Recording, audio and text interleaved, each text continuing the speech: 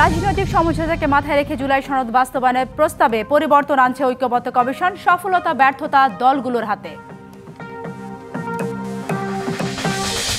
জামায়াতের বিরুদ্ধে ভোট বানচালে ষড়যন্ত্রের অভিযোগ বিএনপির। দ্বন্দ্ব ভুলে এক হয়ে কাজ করতে চায় ইসলামী দল।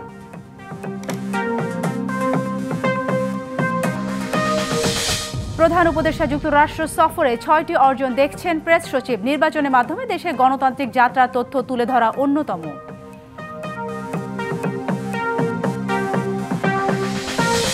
প্রায় ৫৪,০০০ আবেদনের বিপরীতে ভোটার হলেন ১৫,৮৭৭ জন প্রবাসী। প্রথমবারের মতো পোস্টাল ব্যালটের মাধ্যমে ভোট দেবেন।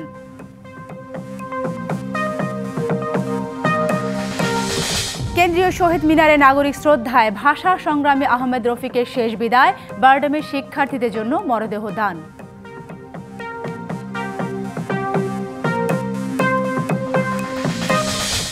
এবং গ্লোবাল সুমুদ ফ্লোটিলা বহরের আরও বেশ কয়েকটি জাহাজ গাজার পথে। একটিতে আছেন বাংলাদেশের মানবাধিকার কর্মী শহীদুল আলম। দলগুলোর মতবিরোধে আটকে আছে জুলাই সনদ। রাজনৈতিক সমঝোতা মাথায় রেখে সনদ বাস্তবায়নের চেষ্টা চালাচ্ছে ঐক্যমত্য কমিশন। পরিবর্তন আনা হচ্ছে প্রস্তাবে। এতে দলগুলো বিপরীতমুখ অবস্থান থেকে বের হতে পারবে বলে আশা করা হচ্ছে। কমিশনের কোনো সদস্য বলছেন, শেষ পর্যন্ত জুলাই সনদ বাস্তবায়নের মুখ দেখবে নাকি ভেস্তে যাবে তা মূলত দলগুলোর উপরই নির্ভর করছে।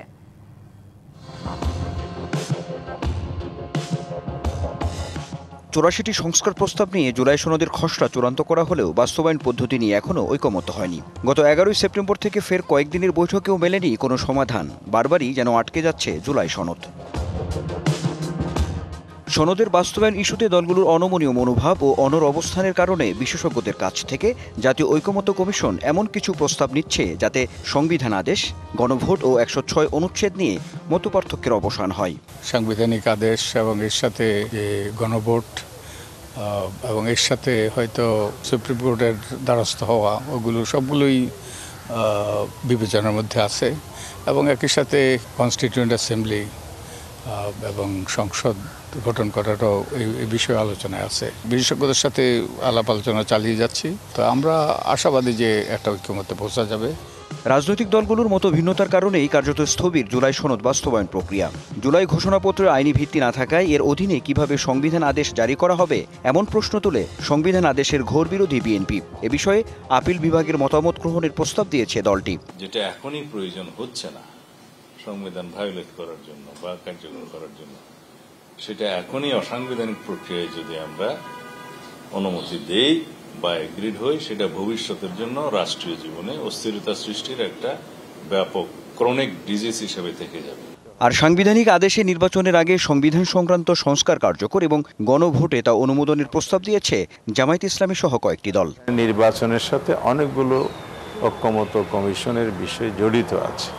তো এগুলো যদি আমরা লিগ্যাল ফ্রেমওয়ার্কে না নিই তাহলে বাস্তবায়ন হবে কীভাবে? লিগ্যাল ফ্রেমটা ফার্স্ট ওয়ান লাগবে। অন্যদিকে জাতীয় নাগরিক পার্টি এনসিপি চায় গণপরিষদে সংবিধান সংস্কার হোক। দলটির মত, একই সঙ্গে গণপরিষদ নিয়মিত সংসদ হিসেবেও কাজ করতে পারে। এটা যদি কোর্টে চ্যালেঞ্জ হয় বা আবার বাতিল হয়ে যায়, তখন পুরো জুলাই সনদটা একই সাথে আমরা মনে করি যে পুরো মৌলিক সংস্কার সহ পুরো সংস্কার প্রক্রিয়াটাই একটা চ্যালেঞ্জের মুখে পড়বে, প্রশ্নের মুখে পড়বে। তো সেই জায়গাটায় আমরা বারবারই বলে আসছি যে গণপরিষদ নির্বাচনের মাধ্যমে নির্বাচিত জনপ্রতিনিধিদের দ্বারা যদি এই জুলাই সনদটা বাস্তবায়ন হয়, নতুন সংবিধান লেখা হয়, তাহলে সেটা সবচেয়ে টেকসই পদ্ধতি হয়। সামনের বৈঠকে দলগুলোর এমন অবস্থানের পরিবর্তন ঘটবে বলে মনে করেন ঐকমত্য কমিশনের সদস্য ডক্টর বদিউল আলম মজুমদার। বলেন, জুলাই গণ অভ্যুত্থান কোনোভাবেই ব্যর্থ হতে দেয়া যাবে না। বিশ্বাস করতে চাই যে আমরা এটা বেঁচতে যেতে দেব না। আমরা আমাদের এই যে বীর সেনারা যারা আত্মত্যাগ করেছে, প্রাণ দিয়েছে, রক্ত দিয়েছে, এটা বৃথা যেতে দেব না। আমি নিশ্চিত আমাদের রাজনীতিবিদরা এইসব বিষয় স্মরণে রাখবে। জুলাই সনদ আলোর মুখ না দেখলে নির্বাচন সহ সার্বিক দিকেই অনিশ্চয়তা তৈরির আশঙ্কাও করছেন এই নির্বাচন বিশেষজ্ঞ। বল মূলত রাজনৈতিক দলগুলোর কোর্টে। Anwar Hossain, DBC news, Dhaka. ৫ দফা দাবিতে আরও কয়েকটি ইসলামী দলের সঙ্গে মাঠে কর্মসূচি দিয়েছে খেলাফত মজলিস। অবশ্য এরই মধ্যে আগামী নির্বাচনের জন্য ৩০০ আসনে প্রার্থী দেওয়ার ঘোষণা করল দলটি। আর ইসলামী আন্দোলন বলছে, বাংলাদেশ আর ভারত বা আমেরিকা বা চীনের গোলামি করতে চায় না। অভিযোগ করেন, ভারত এখনও বাংলাদেশ নিয়ে গভীর ষড়যন্ত্র করছে। রাজধানীতে আলাদা অনুষ্ঠানে এসব কথা বলেন দলগুলোর নেতারা।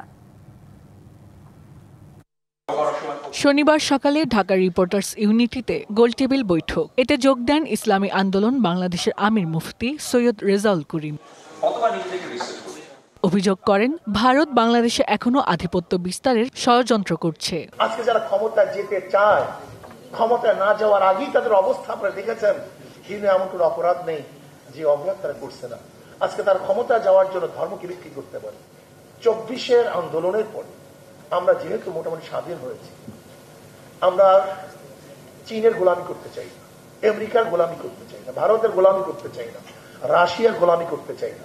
আমরা আমাদের আদর্শ বাস্তবায়ন। দুপুরে রাজধানীর ইঞ্জিনিয়ার্স ইনস্টিটিউশন মিলনায়তনে সম্ভাব্য প্রার্থীদের সাথে মতবিনিময় সভার আয়োজন করে খেলাফত মজলিস। নেতারা বলেন, নির্বাচনে যে লেভেল প্লেইং ফিল্ড প্রয়োজন তা এখনো প্রস্তুত হয়নি। জুলাই জাতীয় সনদ 2025-এর ভিত্তিতে ত্রয়োদশ জাতীয় সংসদ নির্বাচন অনুষ্ঠান করতে হবে।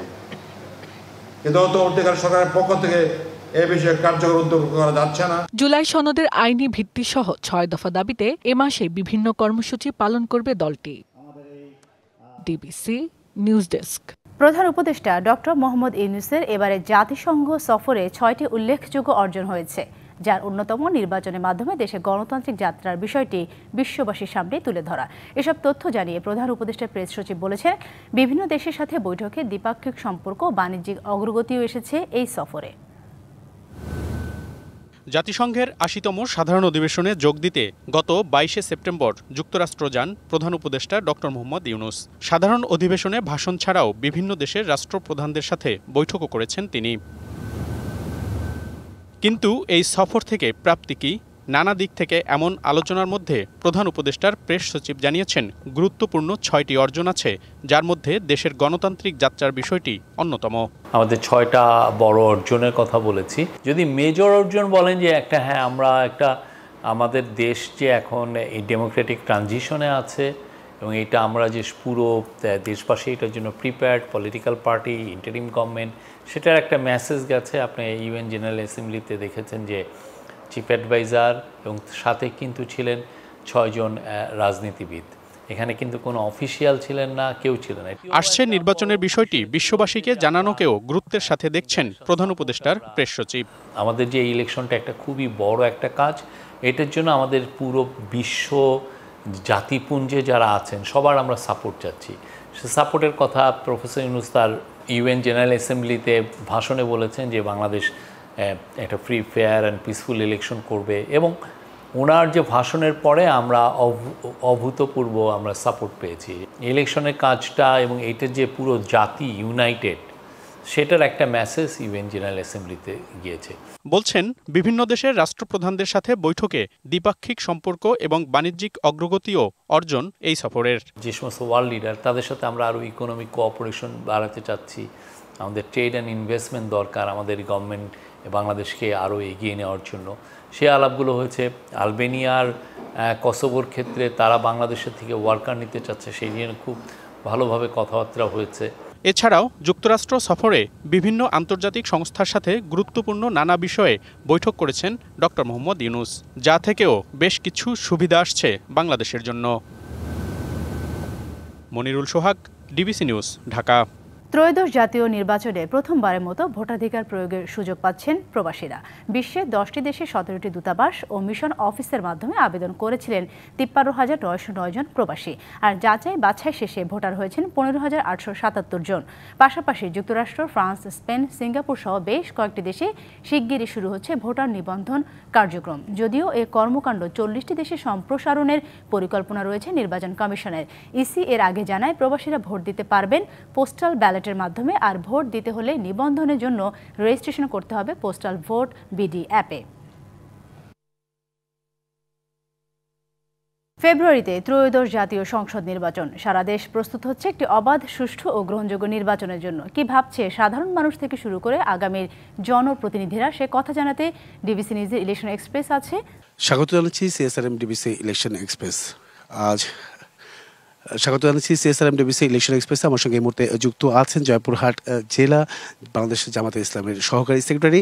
কথা বলবো, জানার চেষ্টা করবো আগামী নির্বাচনে এই জয়পুরহাট 2 আসরে কতটা শক্তিশালী অবস্থান করছে বা কতটুকু ভোটের যুদ্ধে লড়াই করবে। স্বাগত আপনাকে সিএসআরএম ডিবিসি ইলেকশন এক্সপ্রেসের। শুরুতেই একটু যেতে চাই আপনার কাছে যে এই আসনটি থেকে বিএনপির একটি হেভি ওয়েট প্রার্থী রয়েছেন, সেক্ষেত্রে কতটা চ্যালেঞ্জ হতে পারে আগামী নির্বাচনটাতে?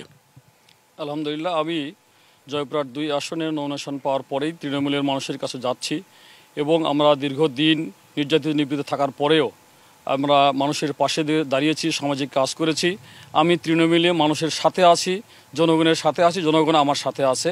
যাদেরকে হেভিওয়েট বলা হচ্ছে তারা ময়দানে কেউ নেই, তারা ঢাকায় থাকে, কেউ দেশের বাইরে থাকে, তারা আসছেন যাচ্ছেন। সেক্ষেত্রে আমি এটাকে বেশি বড় চ্যালেঞ্জ মনে করছি না, বরঞ্চ আমি আশান্বিত যে জনগণ আমার সাথে আছে। তো সেক্ষেত্রে আপনারা এখন জোটের মাধ্যমে না, আপনারা এককভাবে 300 আসনের নির্বাচনে অংশ নিচ্ছেন, কতটা, যেহেতু 16 বছরে আপনারা বাইরেও মাঠেও কাজ করতে পারেননি, তেমন সাধারণ জনগণের কাছে দোরগোড়ায় পৌঁছাতে পারেননি, কতটা মানুষ আপনাকে বেছে নেবে? যে আমরা 91 সালে এবং 96 সালে ভোট করেছি আলাদাই, তারপরে জোটগত ছিলাম। এখানে যাদেরকে প্রতিপক্ষ বলা হচ্ছে ওনারা আছেন ময়দানে এবং 2008 সালের নির্বাচনে তাদের বিজয় আমরা সাথে থাকার পরেও মাত্র 3000 সামথিং ভোটের ব্যবধানে তারা বিজয়ী হয়েছে।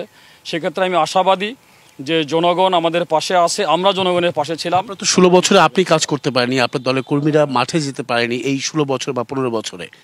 আমরা এই ওপেন হয়তো কাজ করতে পারিনি, বাট আমরা জনগণের সাথেই ছিলাম, মানুষের দুর্দশায় পাশে ছিলাম, মানুষ বিপদগ্রস্ত হলে তাদের পাশে থেকেছি, গরু ছাগল কিনে দিয়েছি, মানুষের চিকিৎসা সাহায্য করেছি, শিক্ষা সাহায্য করেছি, মানুষের টিউবওয়েল, সুপেয় পানির জন্য এবং অজুখানা, ড্রেনেজ ব্যবস্থার অনেক আমরা ব্যক্তিগত এবং সাংগঠনিকভাবে সকল জনগণের পাশে থেকে সামাজিক কাজ করেছি। বিধায় জনগণ আমাদের পাশে থাকবে বলে আমি বিশ্বাস করি।